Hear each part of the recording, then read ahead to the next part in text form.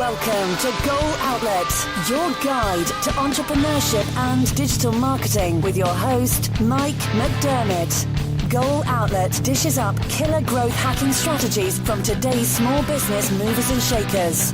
Find out more at goaloutlet.com. Thanks for listening. Good afternoon and welcome to Goal Outlet. I am your host, Mike McDermott, and today is June 6th. 2018, and we're recording this Goal Outlet session here at the offices of Bash Foo.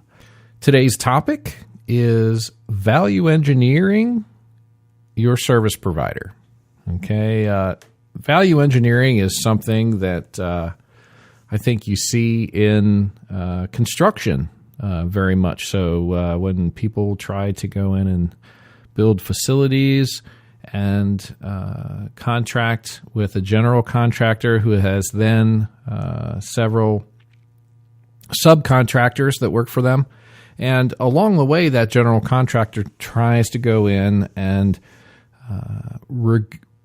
increase the value being delivered to the customer by really examining the functions that particular facility is going to have. So, on today's podcast, we're talking about value engineering a service provider, okay? So we're not building buildings necessarily, but we're definitely using the techniques that value engineering personnel do perform in order to make better decisions, complete projects well within budget, and on time. So specific to that, I guess, what's the definition of value engineering? Well, value engineering is the improvement of value by the examination of the function.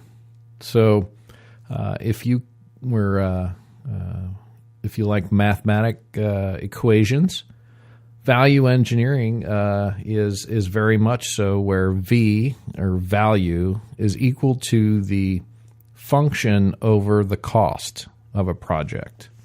So we have a project here locally where we are constructing a new community stadium where the old stadium is very, very old, very, very dangerous, and we're looking to build a new facility, basically. So one of the things that the contractor Bruns Construction is doing is really inspecting all of the different materials that are at play in the design and trying to identify the ones that best suit the purposes of the stadium itself. So, how long something lasts, what something is made out of, how many inches or feet, or what, the different materials that are being utilized in the construction project itself. So, value engineering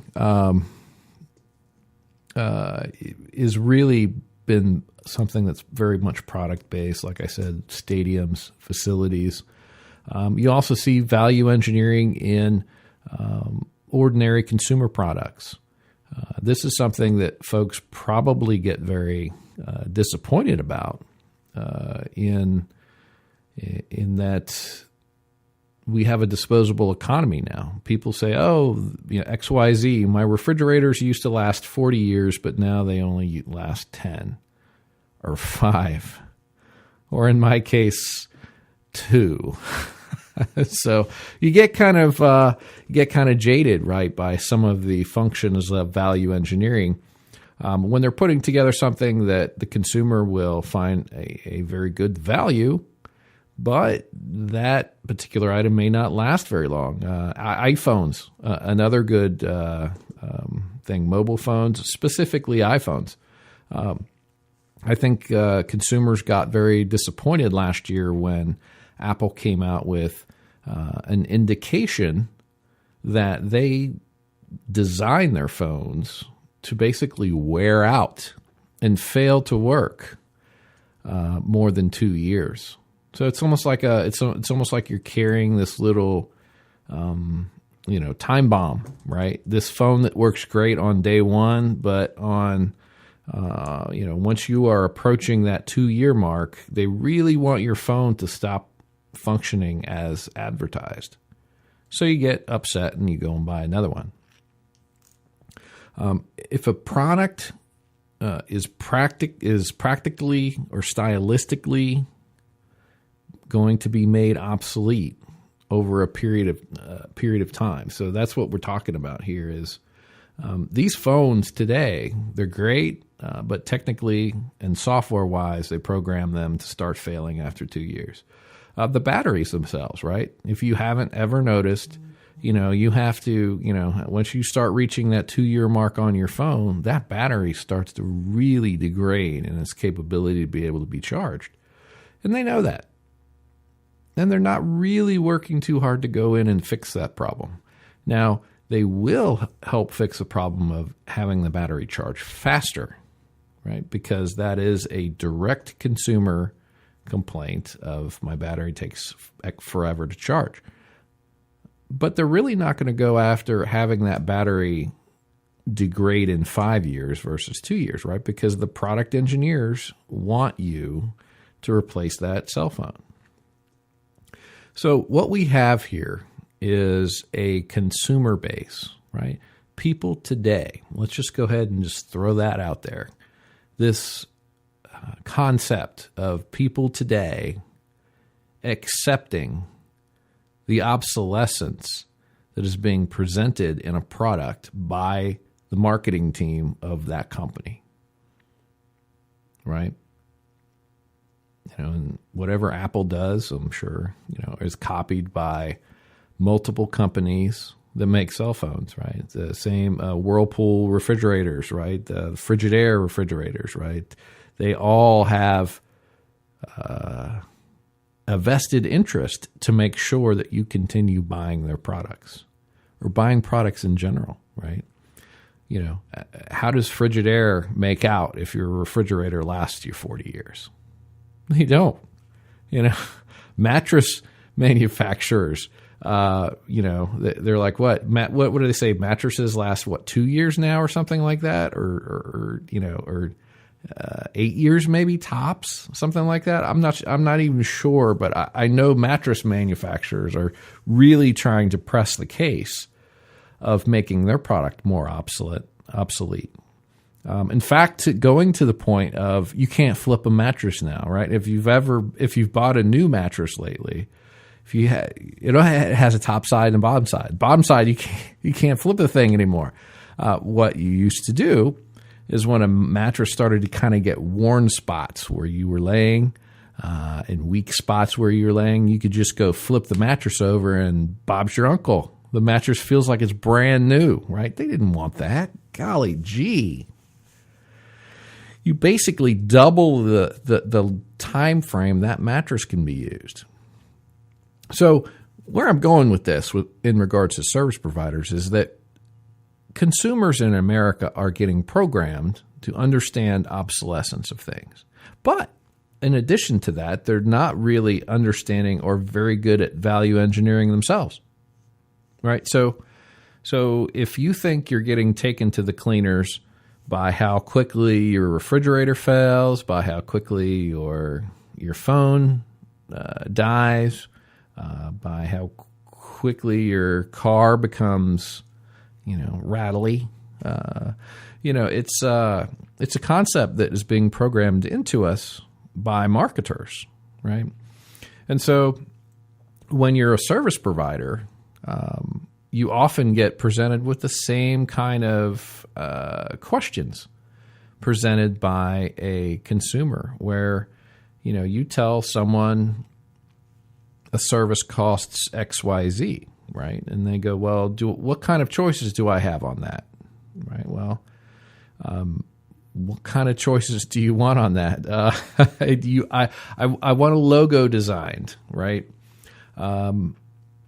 Okay, that'll be $500. Well, what kind of choices do I get on that? Well, you get to decide, how the logo goes, and I'll give you 2 revisions, right? Well, I'll get back with you. right? So why are you getting back with that person? Well, is $500 too much, or is 2 revisions not enough? Maybe you think that it's going to take you 5 revisions to get to the logo that you want, or maybe 20 revisions, right? All up to the point of, man, if your logo takes 20 revisions, you probably picked the wrong graphic designer.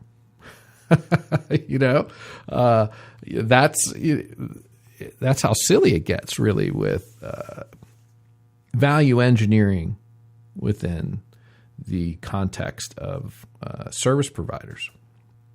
So, it basically, this idea of using the least cost in the components to satisfy the product lifetime projections.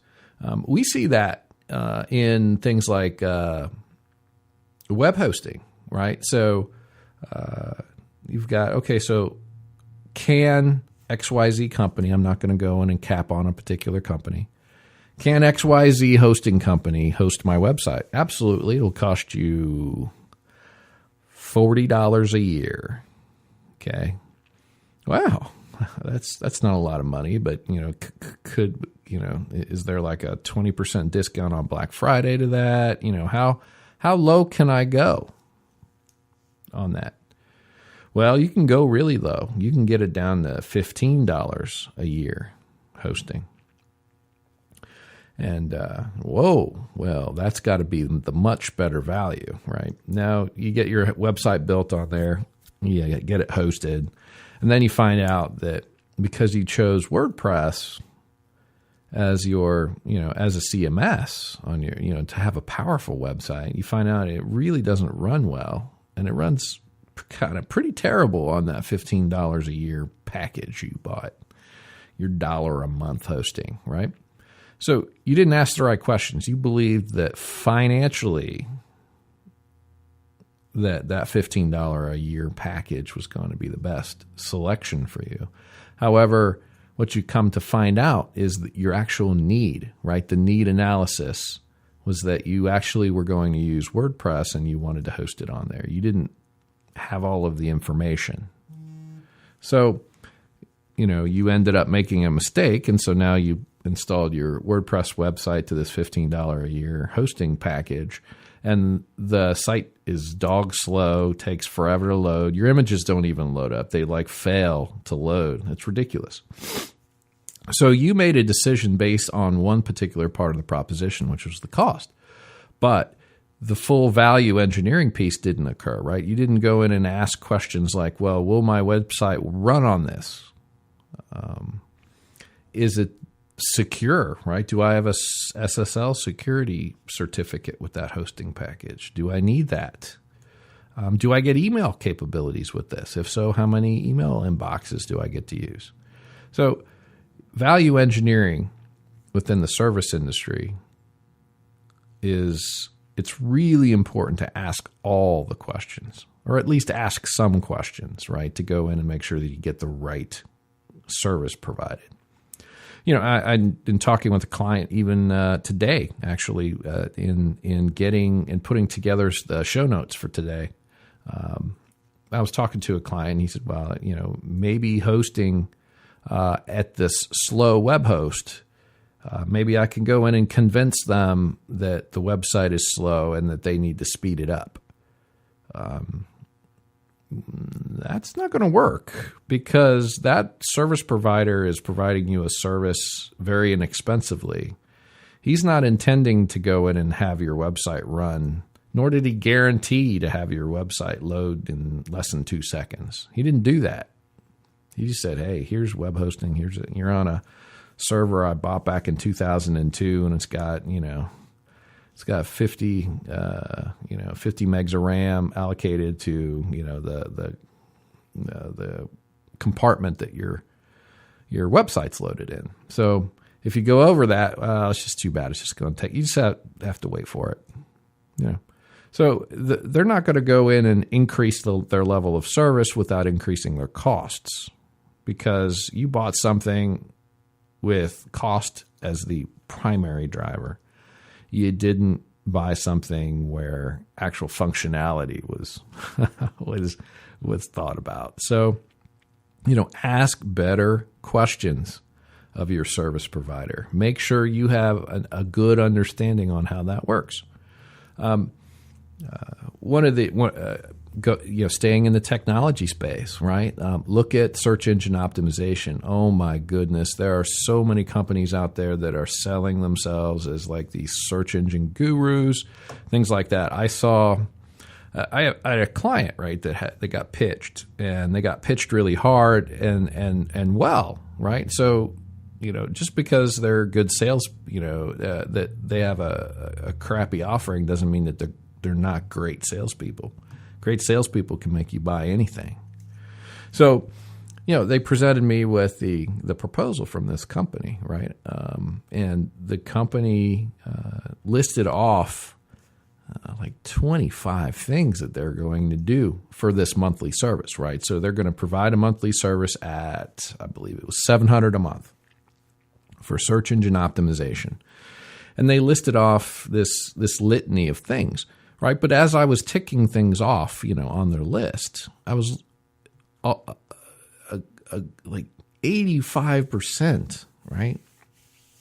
So you had 27 things on there. You had 22 of those things were one-time changes. So these are one-time fixes. Like you go in and you fix the site headers.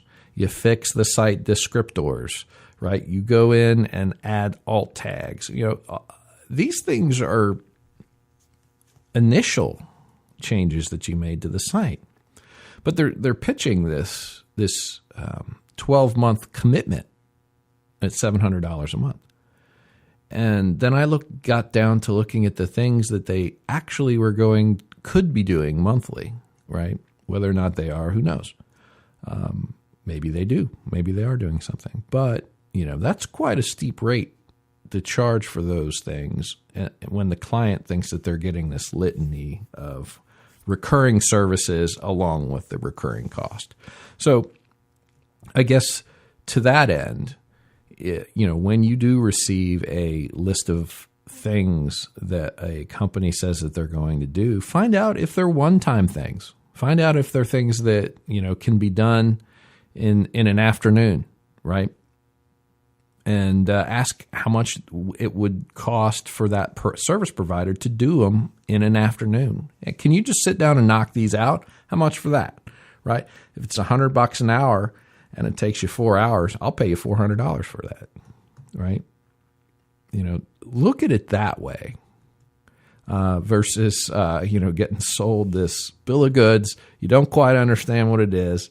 Sounds good. Everything sounds good, right? And you have some income that you can go in and put towards that, right? But what happens is and these service providers know this, is the customer, the small business, ends up getting tired. They don't see any additional value in month 8 of what you're doing because you're not doing anything for them. So in month 8, the chances of them leaving you are close to 100%. Right, because they didn't expect to have a long-term relationship, even though they'll bill you long-term for sure. So ask better questions. The next thing you should do is let timeframes guide your spend.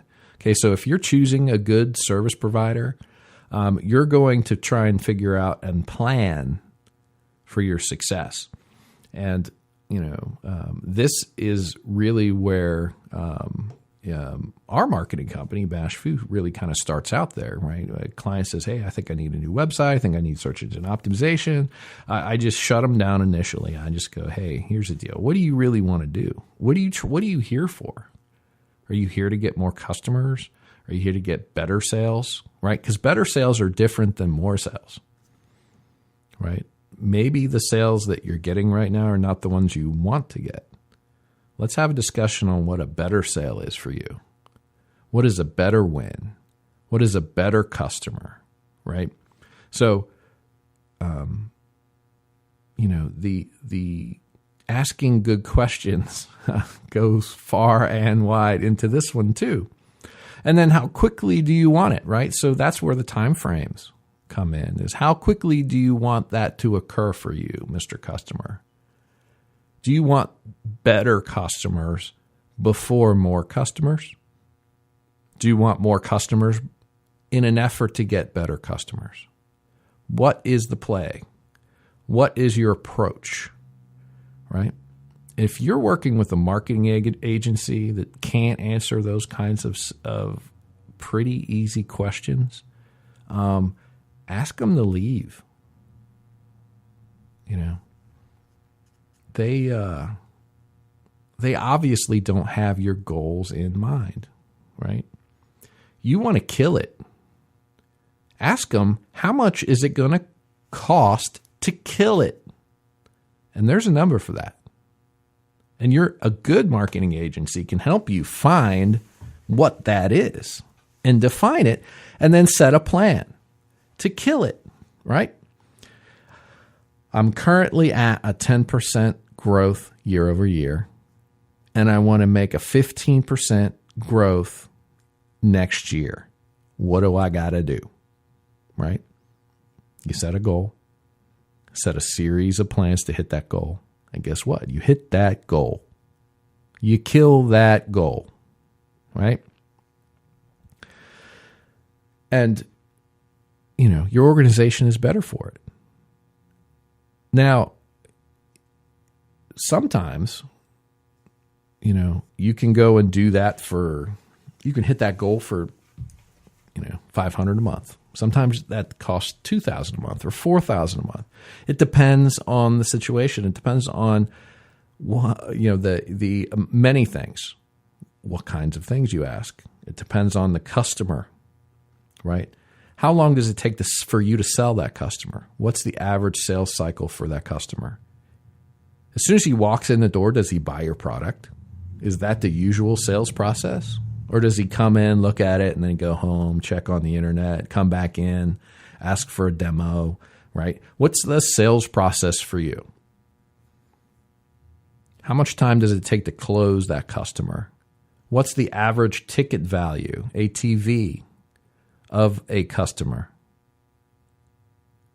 What is the expected ticket value of the customer? So, say, you know, I've got manufacturing clients that, you know, they say small deal. A small deal to a manufacturing customer is anything under like $50,000 a year. That's a small deal. So what's a big deal, right? As a marketer, you have to understand, right? If I'm trying to bring in a new customer whose the total value, the lowest value is $50,000, right? I'm willing to spend $300 to get that customer. I'm willing to spend $700 to get that customer. I may even spend $1,000 to get that customer in the door with a sales-related discussion with my customer, right? I'm willing to do that. That customer has to be willing to do that, spend that kind of money to get that guy in the door, because that's the size of the deal we're talking about. If you're selling cookies for $3 a piece, that's an entirely different story, right? You don't want to spend $5 to get $3 worth of sales, right? Ask better questions and then set up a time frame. How quickly do you want to get to your goal? If you want to kill it, right, and you set a time frame of 6 months, that's going to be expensive. Flat out, you know, it's like getting the fastest car to go from A to B. It's going to be expensive. You can't get a Prius. You can't go economical to go from A to B quickly. Go to A to B quickly. You need to get a muscle car. You need to get something that's fast, something that's made and tuned to your success, to your goals. So I guess, you know, I'd like to wrap up these thoughts here in saying that value engineering is not only a product, but also a service factor. Service providers can use value engineering, can sell their products using value engineering, but even better, when you're working with a service provider, make sure you're doing those two very important things. Asking better questions, right? Understand what you're buying, understand what you're getting into, and ask them, hey, if you've got a good straight up service provider and you say, what kind of questions should I be asking here? And comma, have I left anything out? Any consideration out? Ask that of your service provider.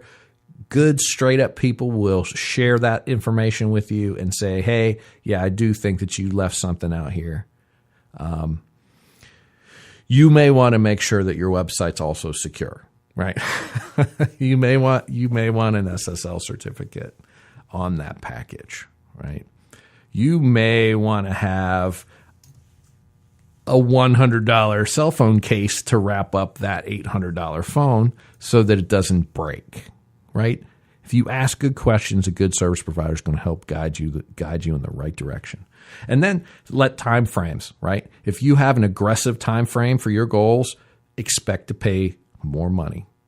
If you're saying, hey, I'm okay with moderate sales, 1% every year for the next 5 years, if that's your growth projections and you're okay with that, chances are you can get a really good deal. Chances are you can get, you can very affordably deliver on that projection with a very modest budget, expected budget. So wrapping up today, hope you guys found this of value, setting your goals, making them, and then asking, please ask really good questions next time that you're working with your service provider. Have a great day.